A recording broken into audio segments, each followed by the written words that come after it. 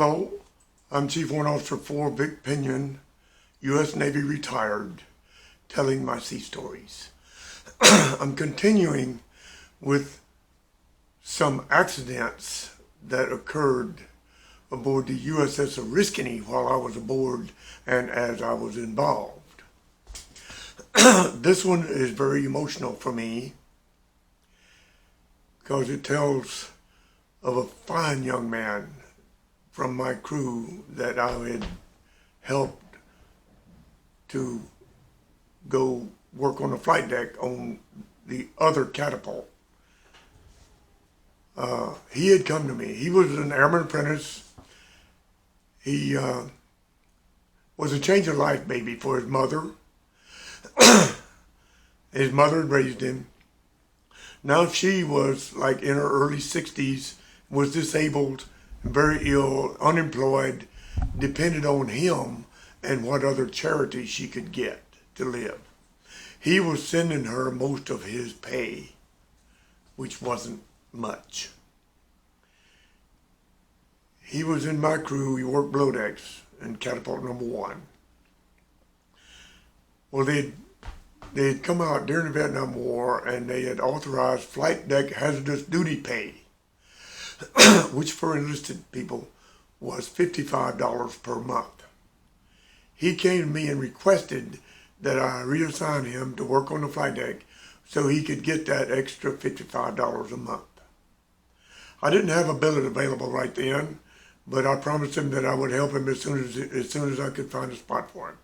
Well, a spot appeared on the number 2 catapult a couple of weeks later.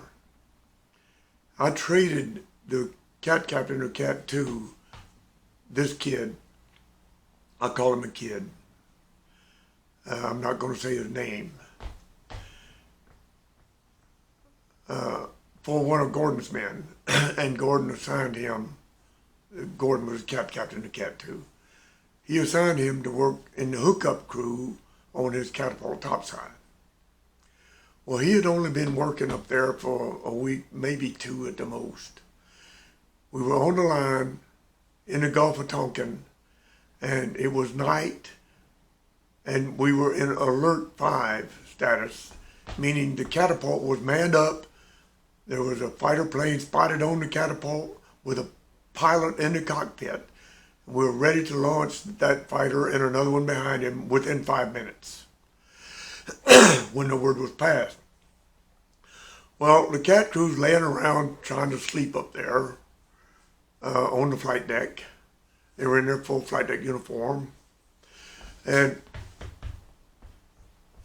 like I've said in other sea stories, the ship would run through rain squalls whenever they'd see one at sea to wash salt off the ship as a corrosion control measure.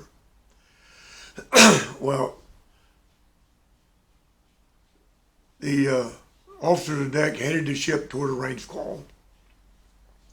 The start tractor with the huffer was there with the tractor driver on it, and the engine idling. And he sees this rain squall coming and decided that he would back up a few feet so he could be underneath the aircraft's wing and therefore protected a little bit from the rain, which would be a torrential downpour. Well, he started trying to back up, and it turned out this kid was laying across behind the tractor on the deck sleeping. He rolled up on this kid, thought he had backed up onto a chock and gunned it and spinning those dual wheels on this kid. Broke every bone in his body. I was immediately below decks in the coffee locker when this actually happened. But they called for a corpsman to Cat 2. I ran up there. And here is this kid underneath the tractor screaming like an injured dog. Like a dog, when it's really injured. That's exactly like this young man sounded. His head was swollen real big, dark purple, and his eyes were like red steely balls. His jaw was broken. He had broken teeth in there, and it was all bloody inside his mouth with the broken jaw all slack with him screaming like that. Well, we finally got him out under the tractor, and we put him in a stretcher, a Stokes litter. And I was right there at the litter when his right arm, with every bone broken in that arm, crushed. It ran over the side of that litter like a rope, like there's no bones in there. And he started screaming again. He had stopped screaming because the corpsman had shot him up with morphine. And I don't know what else. But I got his arm back on the stretcher, and they took him to sick bay. And ultimately transferred him off the ship, and the word I got was he would be a vegetable for the rest of his life. Well, they sent him back to the States like that. And the crew, he was a popular young man. The crew would take up a collection every payday and mail it to his mama. And I don't know how long we did that, but it was a long time. But then as people transferred away, got discharged, whatnot, that ended. It's hard for me to tell this story without crying. Willie, I said I wasn't going to say his name. We called him Willie. You can guess his name. If you are still alive, young man, I still love you. You still have value in this world, and God bless you. End of the story.